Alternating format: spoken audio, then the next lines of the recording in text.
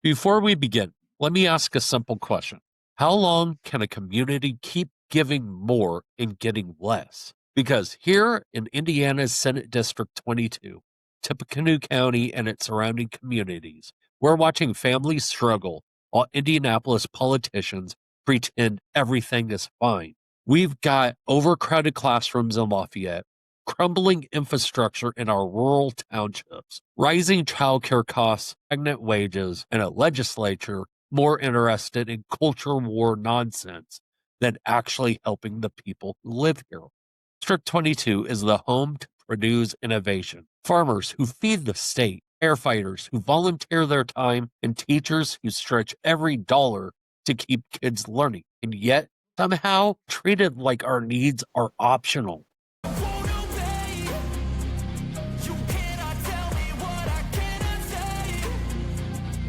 Tonight, we're talking to someone who says District 22 deserves better, more support, more investment, and more actual representation. Someone who believes working families, not lobbyists, should be at the center of Indiana's policymaking. Let's get into it. Today on the show, we're joined by Natasha Baker, a dedicated educator, proud Hoosier mom, and one of the Democratic challengers for Indiana's 22nd state Senate district.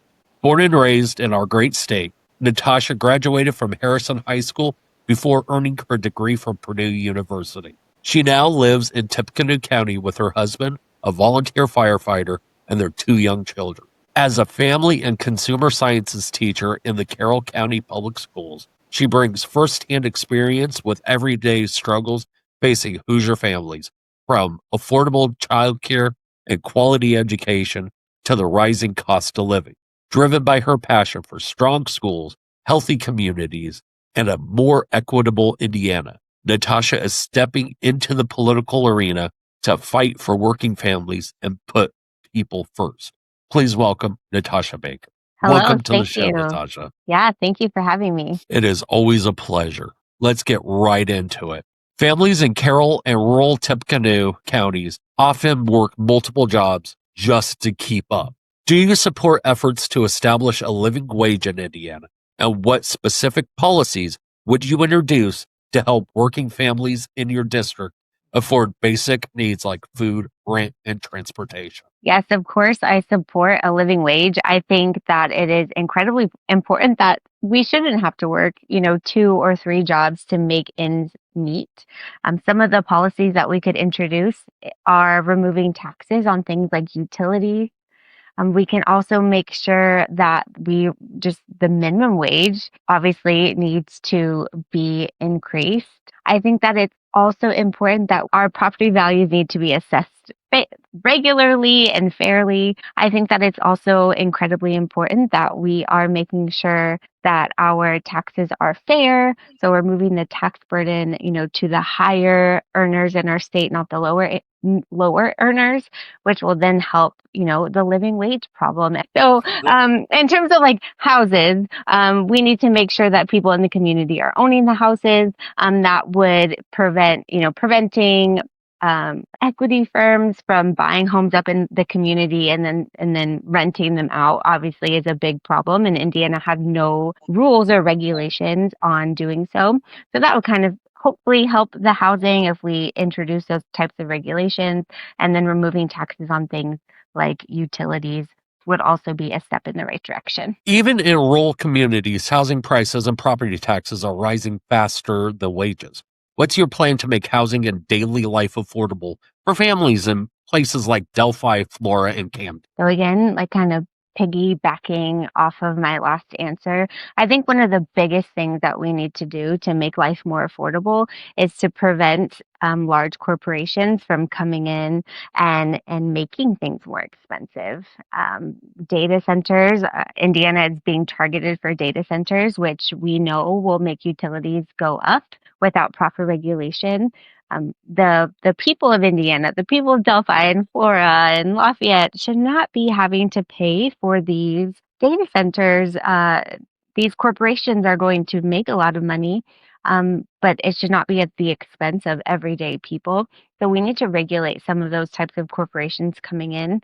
and overall just shifting the payment, the tax burden to those types of corporations, which then will save money to save money for the everyday Hoosier. Carroll County is effectively a child care desert. Northern Tippecanoe has a long wait list and high cost.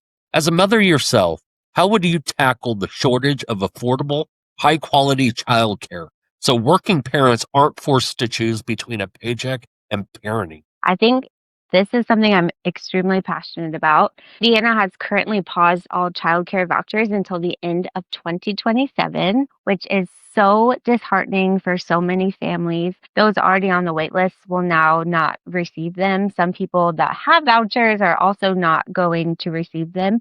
And I get a lot of questions and a lot of pushback when I talk about vouchers. And they say, well, many parents say, well, I pay for my child's childcare. Why am I having to help another family, pay for theirs? And I don't think that people realize. I've talked to many people who their child care centers have now closed down because all of those people on vouchers or all the growth that they had expected, they're not going to see that growth anymore. So the child care centers are closing down. And I've also talked to parents who their child care center actually raised money, $30 a week extra to cover the lack of income coming in from the vouchers. So I think number one, we need to change the conversation about childcare vouchers because people don't understand how that actually helped the entire system. And then from there, we need to expand vouchers. We need to ensure that families who need them actually receive them because everyone benefits from that too. We also forget that having parents in the workforce is a good thing. So for all the dollars we spend on things like vouchers or universal pre-K, we actually get money out of those programs because their parents can now participate in the workforce. They have money to contribute to the economy and things like rent and buying groceries and getting car loans and all of those types of things. So changing the conversation about, vouchers. And then we also need to make sure that we have more we need to remove some of the barriers for people to open their own childcare centers. We obviously cannot compromise safety and oversight. So that might be, hiring more people to do those types of administrative tasks. But we absolutely need, I know in Tippecanoe County, I live in Battleground, so in between Battleground and Flora where I work, there are not a lot of options for childcare. I was extremely lucky to find one for I had a 6-month-old, my husband, we had some really unexpected health issues come up and I absolutely needed childcare and I happened to find one spot, but I was so lucky. And so we need to make sure that we have more centers opening up or make it attainable for home centers to open. And that would, is definitely important. So more centers, expanding childcare vouchers would definitely help this childcare issue that we're facing in District 22. Rural schools like Carroll, Delphi, Tri-County, and Frontier face declining enrollment and strained budgets. What reforms would you push to ensure rural schools get the funding they need to provide competitive pay, safe buildings, and strong academic programs? I think one of the most important things that we need to do to fix this issue or to help this issue and ensure that our rural schools especially can continue to thrive is we need to undo the funding cuts that were done by SB 1, the property tax reform where people received a $300 tax credit in the name of saving money, but really now local taxes are having to rise. We need to undo those tax the tax bill, the tax credits. SB 1 has been absolutely terrible for our local schools and it will only continue to get worse. So we need to restore that funding. We can do that in a few ways. I think that people are rightfully very concerned about the rising property taxes, but we could shift. There's lots of options.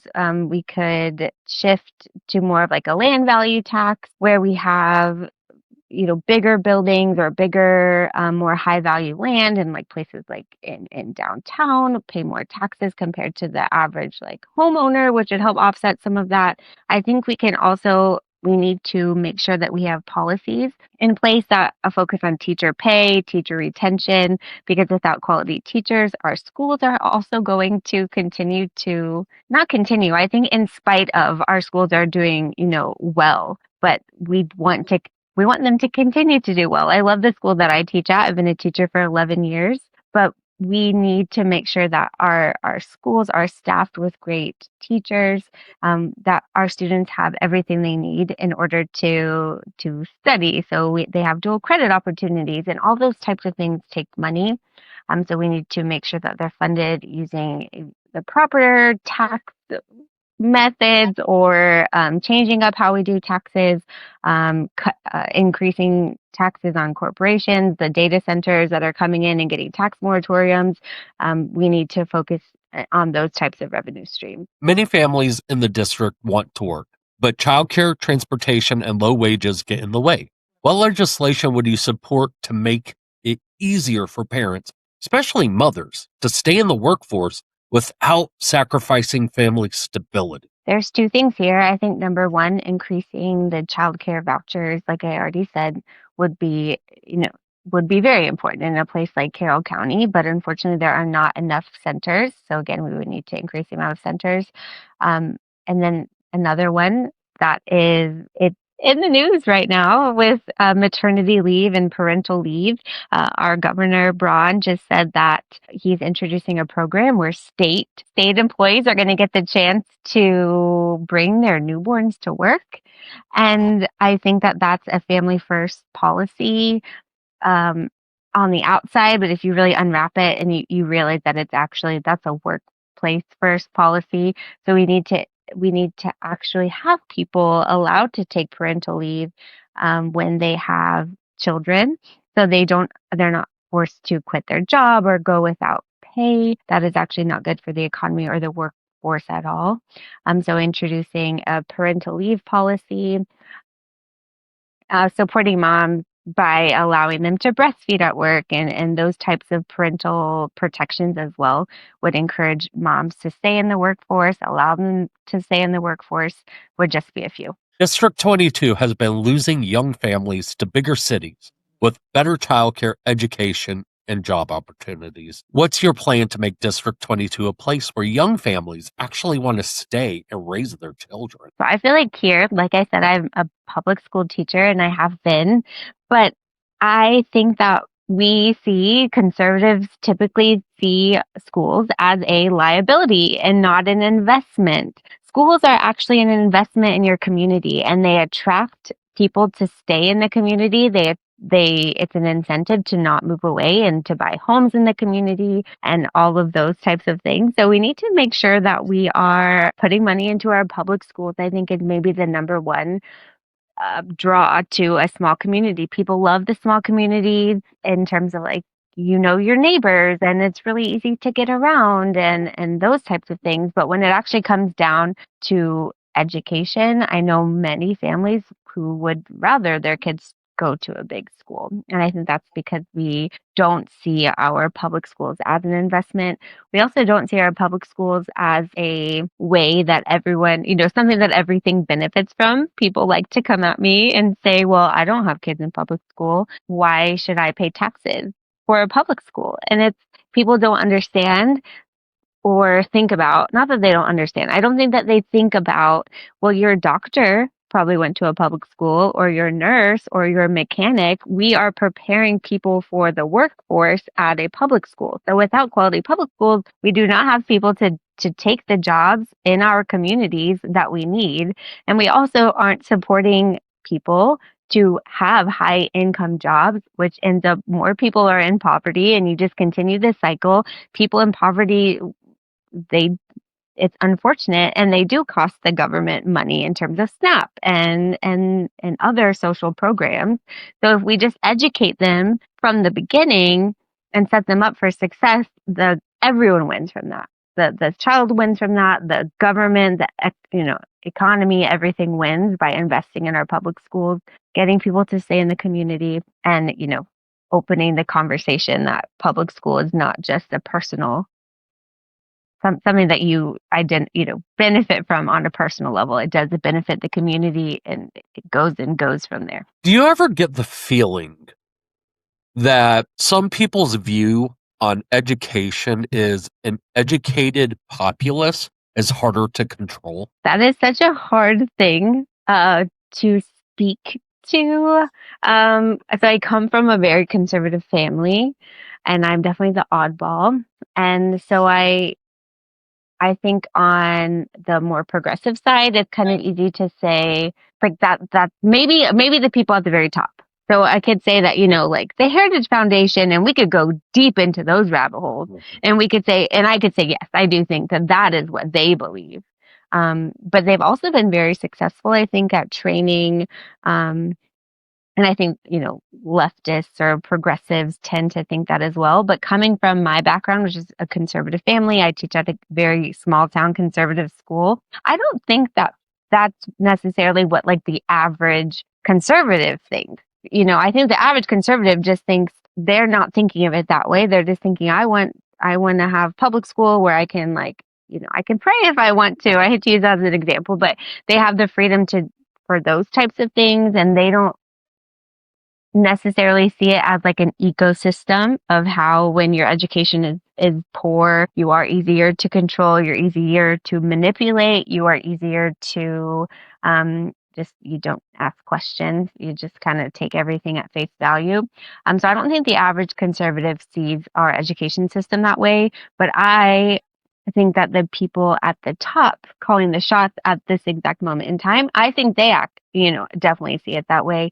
I just read an article recently about the Moms for Liberty founder. They don't ever have anything good to say, but the Moms for Liberty founder, she was asked how she feels about public education and she works for the Heritage Foundation or is involved in somehow. So she's not just some random person, but her goal is she hopes to see zero people in the United States educated by public education. I think that is a scary fact, and that goes into that control, because if we all have to pay for education, I don't think people understand then that means they can choose who they educate. They can choose what religion to teach you. They can say, no, we don't want you because that you have this skin color, you have this religion, and they can choose. That's the whole point of public education, is so everyone gets something. There's no control. And so, yeah, I think at the top, they're trying to control. Indiana ranks near the bottom nationally in teacher pay growth. What will you do to ensure teachers in rural and semi-rural communities receive competitive salaries and have the resources needed to teach effectively? Right now, I think one of the biggest tools that we have to ensure that teachers continue getting pay raises and competitive pay, especially in our small rural districts, is having strong teachers unions. Collective bargaining rights are extremely important. I know that is how many schools are able to negotiate raises for their teachers. And without those unions, the pay would not be increasing at a rate at all. So I think that we need to protect teachers' unions. We need to understand that there's not necessarily a teacher shortage. We have a shortage of people who are willing to work for the money that is being willing to be paid to them. If teachers made more money, there wouldn't be a shortage. I think we just need to be really honest about that fact. There's no teacher shortage. There's plenty of people. I teach a education class at my school, and so many students, they want to be teachers. They love working with kids. I always wanted to be a teacher. So I can relate to them, but they say, like, I want to be a teacher, Mrs. Baker, but I want to make more money. So I'm going to go be a nurse, or I'm going to go do this. So the pay is definitely deterring people from this idea. But if the pay was more competitive, even to that of a nurse, I think that the teacher shortage would be less of a thing. I know it would be less of a thing. So we need to, change. I think a lot of these, especially in small communities, is just changing the conversation. I know for me, this just literally happened. I had a conversation with a woman 2 days ago, and I was talking about how we need to fund public schools, and she got very defensive. She said, well, if I paid you, like if you worked more or you got paid more, would you be a better teacher? And it's like, that's not what I said. She said, I remember when teachers just used to work for the heart of it, or something. She just worked for the heart of it. I don't even know how she phrased it, but I was like, my heart doesn't pay my bill. I guess if I ripped it out and sold it on the black market, I could make some money off of my heart, but I can't make money off of my heart in the classroom. That doesn't pay my mortgage. So getting people to understand that fact, and they think I don't think they understand how little teachers are making, because the teachers of 1970s, which is what this woman was calling, she was like, these teachers were the heroes of their community and they didn't care how much they got paid. They were making more than what we're making now because the pay is almost the same, but the cost of living and inflation is way higher than it was in 1970. So yes, that teacher was teaching for the heart of it or whatever, but they were still making more money than what we're making now. I don't think people understand that at all. Families in the district often travel far for pediatric care, maternity services, or mental health support.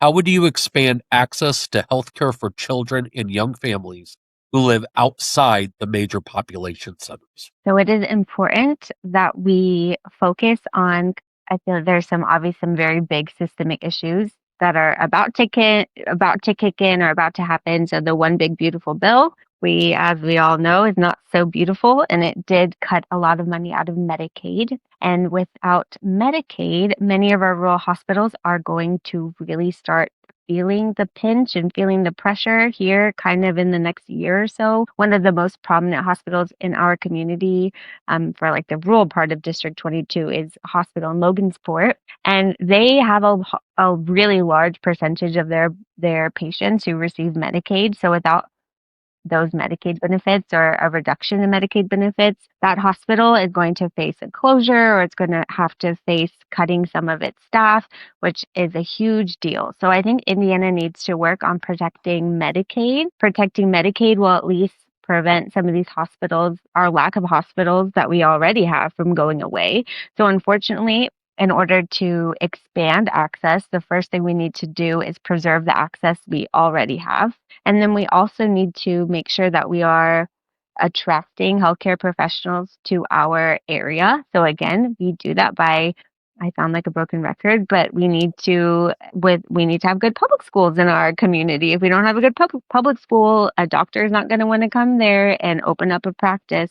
So it's really strengthening the communities as a whole. It's preserving the healthcare we already have, and then incentivizing doctors and nurses to open practices in small communities by offering different types of, I know some communities will offer like loan forgiveness for nurses who enroll in like a rural community program or those types of things. Indiana pushes workforce initiatives, but many programs don't reach rural communities or parents with young kids. How would you shape workforce development to support parents, including retraining options that align with childcare realities? Okay, so I can kind of speak to this in two ways. One is sort of related to what the question was, but it's what popped into my head. So I am a CTE teacher, which is career and technical education. Indiana has just introduced a new diploma where we have three different seals. So we're getting rid of that like core 40 idea and the diplomas of, I don't know, even when I was in high school. We've switched it a lot since then, but in the past 4 years, we've had like three new diplomas. The newest diploma offers three different types. So you can get an enrollment seal, an enlistment seal, and an employment seal. So the employment seal right here, I feel like is related to this question because especially rural communities. So this is Indiana's way of starting this workforce development and workforce training in high school and making sure that students are ready to enter the workforce. Not everyone's going to college, which is totally fine. It's not everyone's route. So we need to make sure that students are ready for the workforce. So Indiana has this new diploma. And again, I think it sounds really nice on the outside, but when you really dig into it for rural communities, it's going to be extremely difficult. They have to have so many hours of work-based learning. And if in Florida, where I work, there are very few workplaces to take all of these juniors and seniors who are going to need to go out into the workforce and get these work-based learning hours. So I think that is definitely an Indianapolis policy that they did not see how it was going to play out in a smaller community. So we need to make sure that the people in the State House understand that rural communities have a different infrastructure when it comes to workplace development. There are not as many buildings to house trainings in and as many workplaces that can allow people to come in and do internships or, any kinds of training at all, apprenticeships and kind of understanding how rural communities work. And then we also need to understand, I know like kind of in Lafayette, we have a lot of adult education resources, but a lot of them are in the evening. So people like to get on. I feel like with this whole SNAP reduction that we had, in October, the ugly colors of some people showed, and they were very much like, well, you should just get a better job. Well, it's not that easy if the training for that job is happening in the evenings and you don't have childcare for the evening, or you work during the day so you can't attend the class. So we need to couple workplace development or trainings with a childcare option. Those should always kind of go hand in hand. We need to have more grace when it comes to speaking to people about getting training for a job, and understand it's not that simple. Like, just finding a new job is such bad advice. Too many rural Hoosiers feel ignored by Indianapolis lawmakers once the campaign ends. How will you stay accessible and accountable to families across Carroll and Tippecanoe, not just in the election years, but every year you serve? I feel like it is extremely, children are extremely important to me, teaching, education. So I know that I would, continue to stay involved in those types of things. My children as well, they attend public school in District 22. So I am going to be involved in the school systems, and I know the struggles of everyday families. I don't think that I'm not like any other elected official that represents me. They are all old, or I should say older, men of a specific race, of a specific religion. There's not a lot of diversity here. So I think it's really easy for them to get elected and forget about the struggles of everyday families, because they are not an everyday family. They are older. They don't have children at home. They don't have children in schools. They are making money off of, whatever they're doing down in Indianapolis. And I am not like that. I have a family here. I have children in public school here, and I'm just an average working mom, a teacher. So I know the struggles, and they're not something that I can just forget, because I'm living them. I'm living the same life and walking the same, path and struggle as everybody else. All right, Natasha, you handled the policy talk, the district issues, and the serious questions like a champ. But now it's time for the segment that separates the candidates from the contenders. The beloved, feared, and occasionally unhinged, hold 'em or fold 'em. Rapid fire questions, no filibusters, no committee hearings, just your guts, your instincts, and your best poker face. Let's see what you hold on to and what you fold faster than the Indiana General Assembly folds on supporting public schools. Indiana should invest state dollars into universal pre-K access for every family in District 22. Hold them. Strengthening tenant protections so landlords can't raise rents or evict people without cause. Hold them. Indiana should adopt an independent redistricting commission. Hold no them. lawmakers drawing their own maps. Obviously, yes, hold them to that one. Very passionate about that one. Expanding maternity care access, including in rural areas where hospitals have shut down services. Hold them. Allowing teachers to negotiate for better pay and classroom conditions through expanded collective bargaining. Hold them. Purdue Pete should be allowed to run for lieutenant governor, but only if he promises to stop looking like he hasn't slept since 1978. Hold them. If elected, you must confront the greatest crisis in District 22, the goose gangs that patrol Purdue's campus like they own the place. Are we negotiating with them or declaring war? Negotiate, always. IU is clearly the superior institution, and Purdue should admit it, especially since even their squirrels act like they're one exam away from snapping.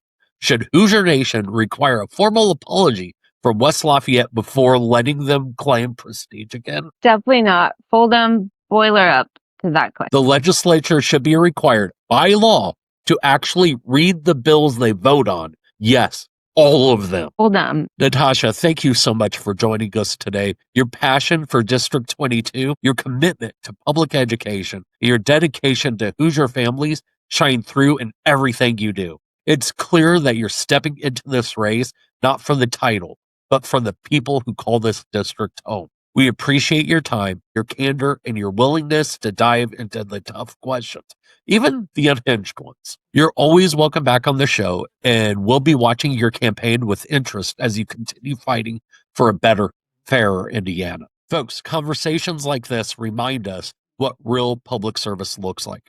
People stepping up because they care about their communities, not because they're chasing power or protecting special interests. District 22 deserves leadership that listens, that shows up, and that doesn't shy away from the hard work of making life better for working families. If today's interview resonated with you, dig deeper, learn more, and stay engaged. That's how we build the Indiana we all deserve. One informed voter, one honest conversation, and one act of accountability at a time. So stay informed, ask questions, and as always, hold them accountable.